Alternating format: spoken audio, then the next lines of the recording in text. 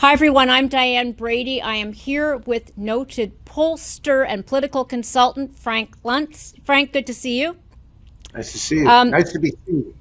yeah, well, I always think of you as the expert on rhetoric, language. I mean, let's talk about what we're seeing on the campaign trail right now, and most notably today, we've gotten hold of the Trump tapes that were mentioned, of course, in the case against him by the DOJ. What do you make of that? I'm just curious to get your take on it. So my first take is probably going to surprise you, which is that this is a test for me. Years ago, Donald Trump said that he could shoot someone on Fifth Avenue and 57th Street, and it would have no impact on his support. Yeah. He has taken different points of view that have been proven to be either misinformation or disinformation, and the public does seem to, at least his public, does not hold him accountable. So for me, you've actually got the tape.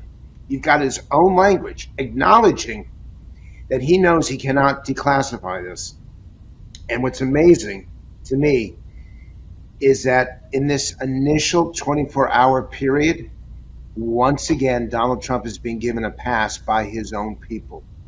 That even if you see it visually, even if you hear it verbally, the tapes were not doctored, they were not made up, and he seems to be the best language is getting a pass. Yeah. So I'm fascinated with that as a political scientist. I'm horrified about that as someone who's been a strong advocate for the truth. But you know what? It is what it is, and it's teaching us just how intense and red hot his own supporters are, and how difficult it's going to be either for the Republicans to deny him the nomination, and how potent he's going to be in the general election. Well, let's pause on that a second, because I know that you don't have a specific party affiliation anymore, but you have a deep knowledge of the Republicans. Why is he proving to be so Teflon? Because it is remarkable that nothing seems to really impact his support in the polls. There's a very simple answer.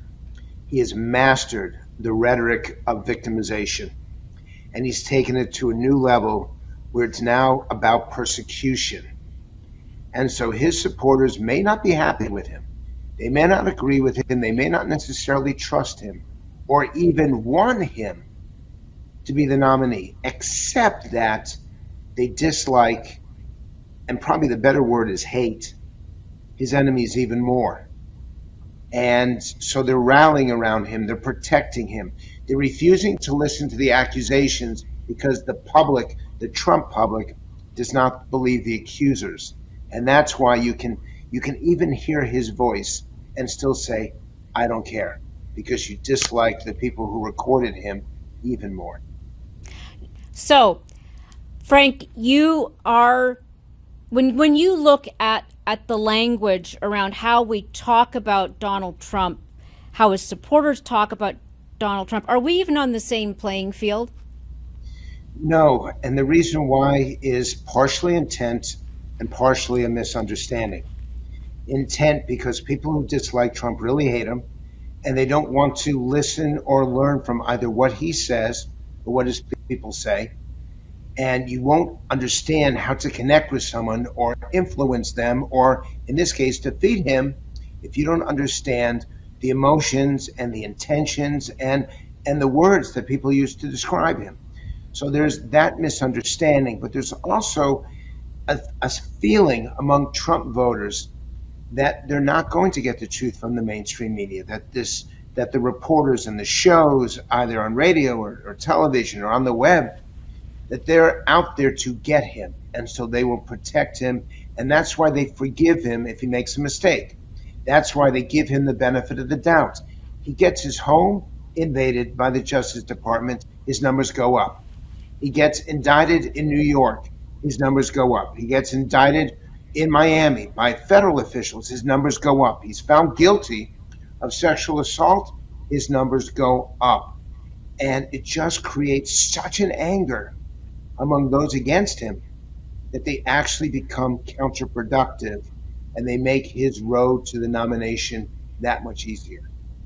How does one make his numbers go down? If you were to advise, let's say, other GOP candidates who've been remarkably reluctant to use, all of these cases against him, what would you say is likely to be effective given both the victimization that he is using and the way that his base is responding to these various incidents? Well, I can summarize it in a single word: results. The things that Donald Trump wanted to achieve are still popular among Republicans, if not more popular than they've ever been. But you were never able to get it done. And it's getting it done is the process. Results is the impact. Yeah. And so the other candidates need to say, look, I support what he supports, but I can make it happen. I can deliver it. I know how to do it. I've done it in my state, my constituency. I've done it wherever, and I'll do it again. And that's what differentiates successfully the candidates that will take him on and the candidates that will fail. Because if you're just bashing Trump, there is no constituency for that within the Republican Party that can take you up to about 30% of the party, and that's it. Because Donald Trump is still popular, still credible, and that's why he's beating all his opponents by more than all of them combined. So when you look at the other opponents, have you, I'm one case that came up today, this may be a little too esoteric because he's not the leading candidate, Francis Suarez, the Miami mayor, who has made China one of the areas that he wants to own. He said, what is a Uyghur? And I don't know, that's maybe, again, I don't know if you saw that particular statement, but how important is it for candidates to actually be aware of foreign affairs? Do we care? Does it matter? Was he ever had a shot to begin with? If it did matter, then how did Donald Trump get the nomination in 2016? If it did matter, how is the current vice president forgiven for her inarticulation about a lot of these foreign policy issues? The answer is that we have an expectation for you, but if it's we're still a forgiving people, and we still will allow individuals to not know something. It's when you create an intensity and an expectation that you don't fulfill. If you sell yourself as the most moral candidate and then you do something awful, you're going to get punished. If you sell yourself as the smartest candidate and then you don't know something, you're going to get punished. And the fact that the mayor of Miami, who, by the way, has a really good record to run on, the fact that he may have not known something that a lot of us in this space know is not damaging in 2023 because we don't value it. We don't prioritize it. And let me offer something to you that I think is important to your listeners. We asked the question, 16 different attributes. What matters most to you? Yep. Number 1 is results. Number 15 is compassion. And number 16, intelligence. Dead last. That's how much our politics have changed. That's how much our country has changed. That's why I know I'm doing this podcast because you're aware of my concern about the direction of the country. Yeah, I'm concerned. Yep. Frightened as hell. Because the things that we once took for granted, like telling the truth, actually caring about other human beings, having more than just a vision, but the ability to make that vision reality, these things don't seem to matter as much anymore. We're not prioritizing them like we used to. And we now believe that those who we don't support aren't just wrong. We now believe they're evil. Yeah. That is really bad news for this democracy. Why has the zeitgeist shifted so much? People do blame Donald Trump. They blame they blame so many different things. From where you sit, why is this evolution taking place? Well, first thing is, from where I sit, I'm actually very lucky to have the chance to sit all over the country, to do focus groups every single week, to do these nationwide surveys. So I get to sit around America. And what I hear are people who are genuinely struggling. And this is something that I don't think either side understands. On the Republican side, they don't want to give Joe Biden credit for the best job numbers that we've ever seen. And on the Democratic side, they simply refuse to accept how impactful inflation was and that it is not transitory. It destroyed people's lives. They were Yep. getting raises at work, but gas prices, food prices, housing prices, prices for everything were going up and up. And I think that one of the reasons, the most important reason, and this is important for your listenership, because they care about this stuff, is that the average American feels ignored, forgotten, even betrayed. And they feel that way about the people who are listening to me right now. They feel that the economically successful has left everybody else behind. They think that corporate America has taken advantage of laws and rules and regulations and lobbyists and all that to make themselves rich at the expense of everybody else. So Donald Trump speaks about draining the swamp and getting even revenge. And he has a willing marketplace among people who work hard, play by the rules, pay their taxes, raise their kids, do everything they're supposed to do. They're 60 years old now. They've got literally $2,000 in the bank. They're supposed to be looking towards retirement, and they know it's never going to happen. And they're mad as hell. Yep. And corporate America doesn't understand that. Is that why Hunter Biden's laptop resonates so much as well? Just to bring that, because I know we talk a lot about Donald Trump, but of course there's been a lot of news about fairness and justice around Hunter Biden. How do you frame that debate in a way that appeases people as opposed to increases the anger? Well, first off, it's not about oversight, because oversight is process, and it's not an investigation, because that just means that there's a delay. It's accountability. Say what you mean what you say, do what you say, or accept the consequences. And we look at politicians now, and we don't see anyone doing that. We don't see the accountability. We don't see that if people do something wrong, they're punished for it. That's number one. And number two is you have to make sure that justice is blind. And the public looks at what's happened with Trump. And by the way, they don't necessarily believe him. This is the overall, this is the nation. But they're coming to see that he is being victimized, that they do seem to be targeting him. So this Justice Department should do nothing to Trump that it doesn't do to Biden or Biden's family. If it's good for one side, it's good for all sides. And I, as a pollster and as a patriot, desperately want this democracy to survive, desperately want people to trust and have confidence in elections, in governments, in the free market system.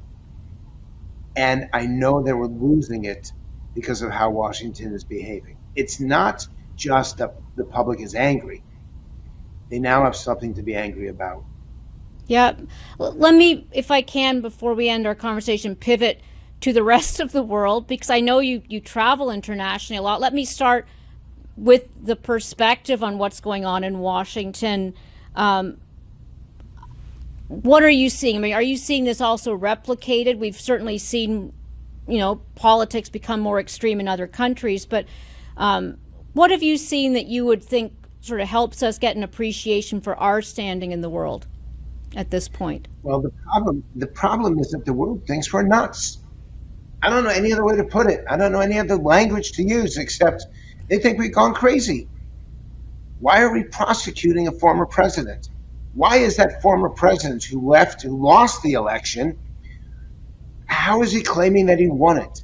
And worst of all, America sets itself apart as that great shining city on the hill. You see the people sitting behind me. I don't know if this podcast. They'll see it, definitely. The great. So I've got the father. That's Ben Franklin. That's Thomas Jefferson, Abraham Lincoln, George Washington, John Adams. I'm proud of this. The world looks at this and say, you were great, but they don't think we're great right now. And they think that we're an embarrassment. And I say this with regret, with apology, with disappointment. We have to get our act together. What the world thinks of us has an impact on our ability to travel, has an impact on our ability to do business in foreign countries, has an impact on our trade, has an impact on whether we can say to countries, stop invading, get out of that country, live in peace, help your people, don't punish them, don't steal their money. We don't have that moral advantage anymore because of what's been going on in the States for the past few years. And it Yeah. does have consequences. And I know that if you're a Trump voter, you're listening to me right now and saying, I don't care what they say, America first. And if you're a Biden voter, you're saying it's all because of Trump and it's all because of behavior. And they're both wrong. Yeah. As a pollster, as a focus group moderator, I know where we stand, and it will frighten you. And I know the consequences on their behavior. And having traveled to a dozen countries already in 2023, it doesn't matter whether it's Africa, Asia, Europe, or South America, we do not have the same standing. And whether it's Donald Trump or Joe Biden, both of them have hurt us. And as a public who wants a better future for our children and the next generation, and who understand that we actually are a global economy, we don't have a choice. Either we act with respect and with dignity, either we promote accountability and personal responsibility, and most importantly, the most important, either we tell the truth or we will fail.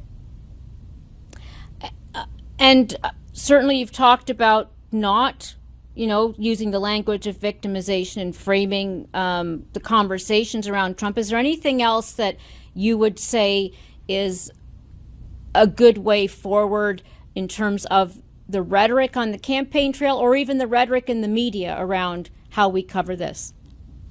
Absolutely. And I love the questions you asked me. And I'm sorry that I actually would want this to be even longer than what it is, because they're exactly what I'm trying to get out to the world. Number one, imagine.